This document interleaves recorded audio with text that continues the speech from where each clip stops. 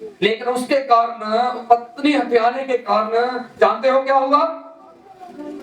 उसके ऊपर पाप आ गया, उसके ऊपर श्राप आ गया, और श्राप के कारण वो दाऊद गिर गया, पाप में बेटा पैदा हुआ, रोजे रख के प्रार्थना की, कुछ नहीं खाया, प्रार्थना करता रहा, परमेश्वर ने नहीं सुनी, बेटा मर गया। मरने के बाद गुसर मुसर कर रहे थे, बातें कर रहे थे, उसने सुना कि क्या बात करे, किसी ने थोड़ा सा ऊंची बता दिया, वो मर गया है। अब उसने प्रार्थना बंद किया, नहाया, महक लगाई, परफ्यूम लगाया, प्रार्थना को बंद किया, प्रभु से क्षमा मांगा, प्रभु से प्रेम किया, अपनी गलती का पश्चाताप किया, फिर प्रभु ने उसको उठाया। एक बार गलती करने के कारण उसकी प्रार्थना नहीं सुनी गई, एक बार पाप करने के कारण, गुनाह करने के कारण वो गिर गया, लेकिन वो कभी किसी लड़ाई को हारा नहीं। आप किसी परीक्षा को तब तक हार नहीं सकते, तब तक जीत जाओगे जब पवित्रता में चलते जाओगे, जब पाप को छोड़कर परमेश्वर के साथ चलते रहोगे। आमीन, जोर से बोले करो। आप आशीषित रहना है, आशीषित रहना है। प्रभु आपको आशीषित देखना चाहते हैं। आमीन। अब तुम्हें परमेश्वर के कामों की गवाही देना है, क्योंकि दाऊद जो था, जब उसने परमेश्वर के साथ चलता रहा, अभी छोटी उम्र में देखते हैं, उसने शेर को मार दिया, उसने एक बड़े खतरनाक और जानवर को मार दिया, उसने एक बड़े गोलियत को मार दिया, और कितनी लड़ाइयां वो जीता, हारा ही नहीं कभी, कभी मेरी बहनों, मेरे भाइयों, हर परीक्षा, जो भी परीक्षा आपके ऊपर आए, जब परीक्षा में चल रहे हो, प्रार्थना में जाओ, उपवास में जाओ, बाइबल साथ में ले लो, अलग रूम में बैठो। अगर आपके पास एक ही रूम है, जब घर के लोग काम पे हो, आप फ्री हो, तब बैठ जाओ उसमें। अगर फिर भी एक रूम में होता है कि आना जाना रहता है, नहीं होती प्रार्थना, जब सारे सो जाए, आप उठो और एक कोने में बैठ जाओ, तब बाइबल पढ़ो, तब प्रार्थना करो। हमने 14 घर किराए के बदले, और उसके अलावा भी कुछ 21 घर टोटल बदले थे किराए के। कभी एक रूम होता, कभी 2 होते थे, कभी 3, एक रूम भी होता था, तब भी हम फास्टिंग करते थे। एक रूम को रोज खाली करते थे, रोज हुजूर में रहकर सत्संग करते थे। रोज सुबह सूरज निकलने से पहले वो पूरा घर खाली कर देते थे, बाहर सामान गायब कर देते थे। सभा समाप्त होने के बाद, सत्संग समाप्त होने के बाद, फिर उसको जब लोग चले जाते, फिर बैग लेके सामान को रोज हर हफ्ते लगाते थे। बताओ, लेकिन परमेश्वर ने उस परीक्षा में काम करते रहे। कितने लोग जानते उस वाक्य को? हाथ उठाओ। जे लोग उस वाक्य को जानते, देख लो, ये उस समय के गवाह हैं जे। आमीन। इतने लोग जानते हैं आपके बीच में पुराने। हर रोज, और खाना भी बनता था, चाय भी बनती थी, जब 10 लोग थे तब भी बनता था। आमीन। चाय भी बनती थी आने जाने वाले लोगों के लिए, प्रभु भोज भी होता था, बड़े बड़े फंक्शन भी करते थे। आमीन।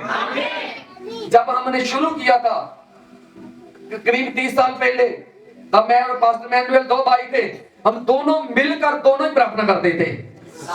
कभी एक ने प्रार्थना कर लेना, एक ने गीत गा लेना, एक ने भजन सदा पढ़ लेना, एक ने प्रचार कर देना।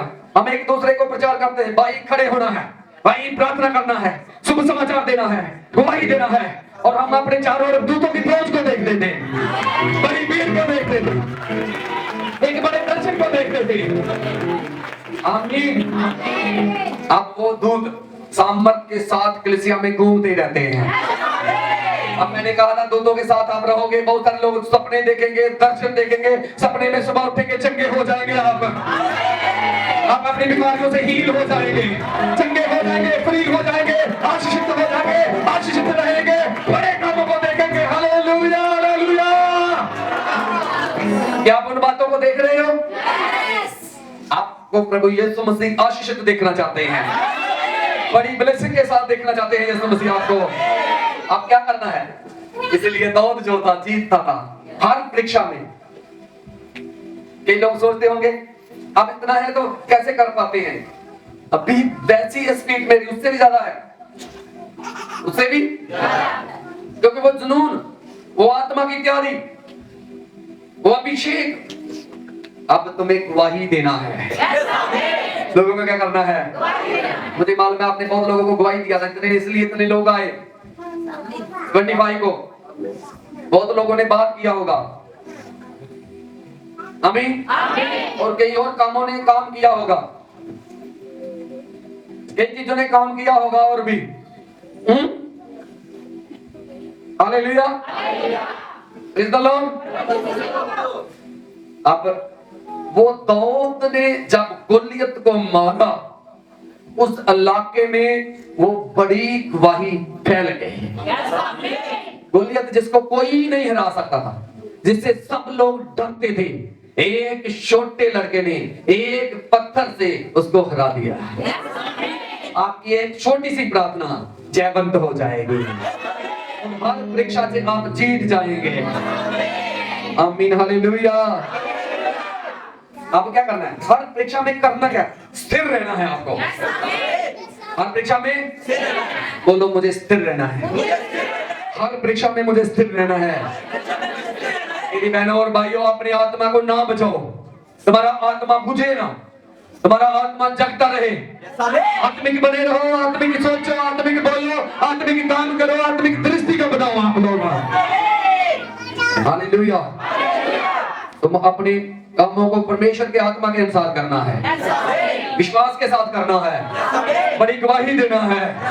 हालेलुया। मुझे अपना काम करना है, आपको अपना काम करना है, और परमेश्वर ने लोगों को अपना काम करने दो। तुम लोगों का काम, तुम बुरे की पहचान करने की जरूरत नहीं। आप कहते हो वो बुरा करता है, वो बुरा करती है, मैं उसका ये देखना, मैंने उसका वो देखना, आप छोड़ दो, परमेश्वर खुद देख लेंगे। छोड़ दो आप, परमेश्वर खुद देख लेंगे। फ्री हो जाओगे आप। देखो इधर देखो, हालेलुया। जोर से बोलो, दोनों हाथ उठा के।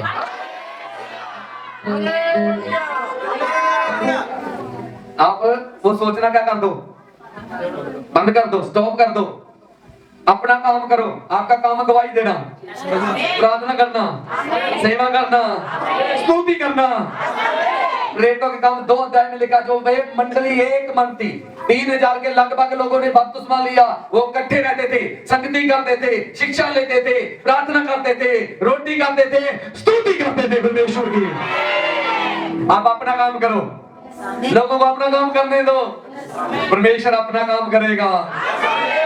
समझ आई? जीतेंगे आप, आशीषित आप होंगे। बोलो हालेलुया। करने दो उनको काम अपना।